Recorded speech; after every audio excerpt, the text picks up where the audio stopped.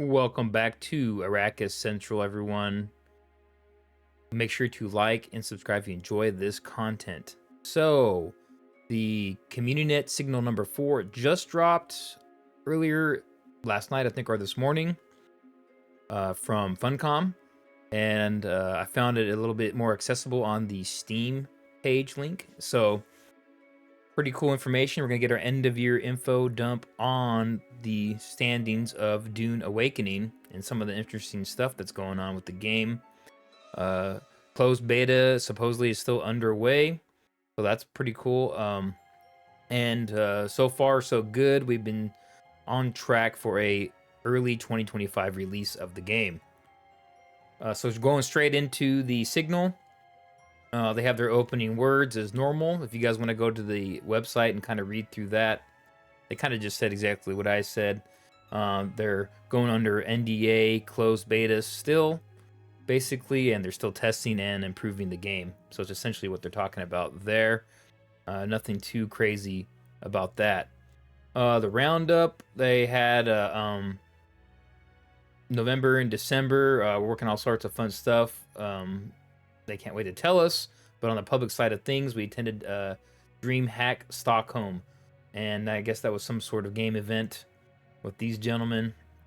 It was some sort of Gamescom kind of event, so that's pretty cool. They had a whole booth set up, more cosplay, cool cosplayers there at the Nordic party, so that's pretty cool. And then after that, we have the big interview with Pirate Software Dev. I already dropped a video on that too. They finally dropped their official video clip of that interview.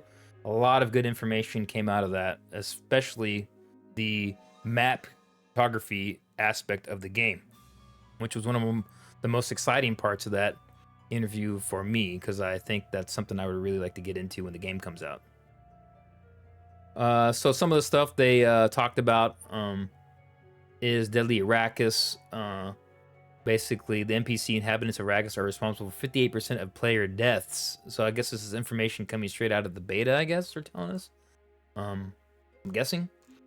And then 2% of players who have played at least 10 hours have never died in the game yet. Ooh, so that's pretty good. Who's your mentor?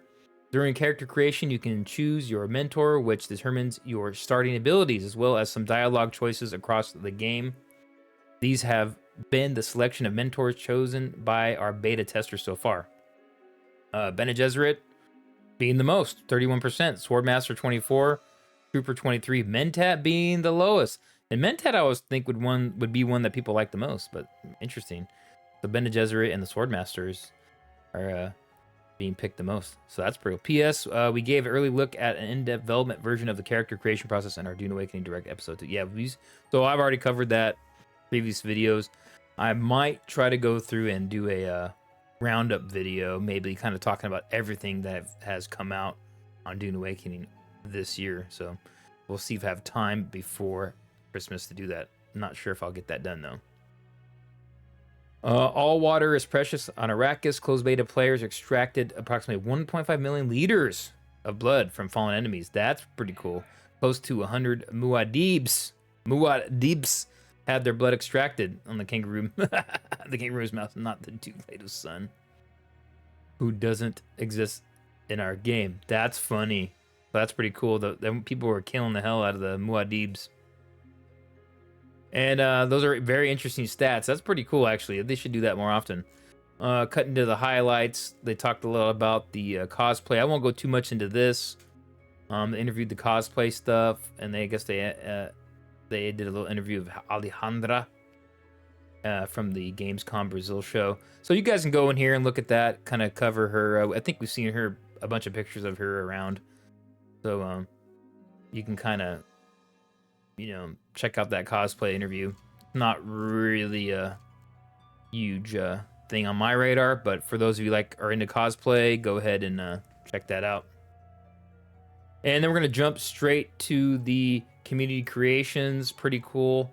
They had some people who are making some cool stuff from Dune, fan art, the pain box, Basically, it was a work in progress how they kind of made it, and then some cool fan art cut right through that.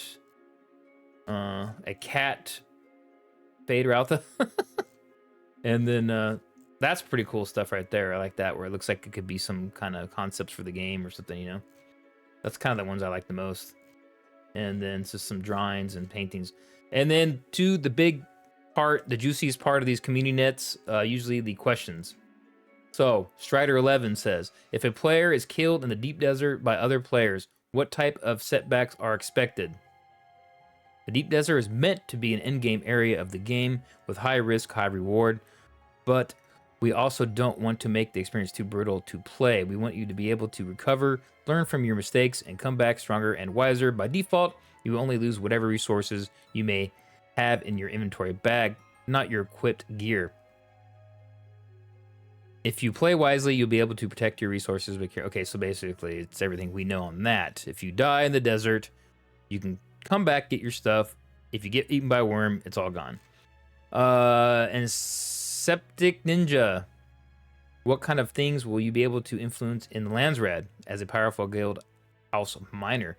Landsrad is one of our game mechanics where guilds will compete for the votes of major houses and Landsrad by doing work for them in the faction versus faction gameplay in order to vote in action worldwide decrees rules for the next period.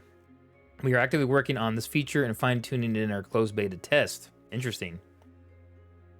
With the help and feedback of our testers, we are narrowing down the benefits and requirements to see which of the most interesting and are fun, okay? We can't reveal much yet, but think of it as an example. What if you could raise tax prices and allow a temporary different rule set in the deep desert? So it's very similar. When I read this, and I saw in that interview, I think it reminds me of those decrees in Dune Spice Wars when you have the Landsrad councils and you can vote on different things, negative or positive attributes that happen to occur to different factions or for everybody. So that's what this reminds me of. So it's going to be something possibly like that in Dune Spice Wars. So those of you who haven't played Dune Spice Wars, it's pretty cool 4X/RTS Dune game. And it's probably one of the only really great Dune games we have at the moment to play that's newer. I do like Dune Imperium, but it's just a card game. But Dune Spice Wars is probably the most fleshed out Dune game of modern era what we have at the moment to play. So definitely go check that game out. Pretty cool game. Terry Woglan, will there be any party system in place for small groups and solo players to team up temporarily or operations without having to continually enlist or leave guilds? That's definitely going to be in there. Okay. Party system, of course they're going to have that. They say yes.